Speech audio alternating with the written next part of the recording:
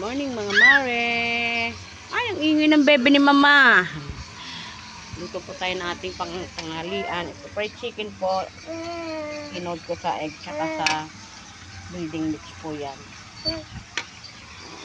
Magpa-fry din po ako ng tilapia kasi siyam ni praso lang, parang alanganin. Ang laki po kasi ng hiwa ng yung binilhan ko. Wait po anak, sasakal ako. Ay, papabebe kay mama. Papabebe kay mama ang bebe. Love yan eh. Second batch na po. Ito yung first batch. Kinain na ng asawa ko yung isa. Oh. Gutom na daw siya. Ito po natin ating tilapia. Para mag-short kasi yung chicken. Siyam na piraso lang mga mare.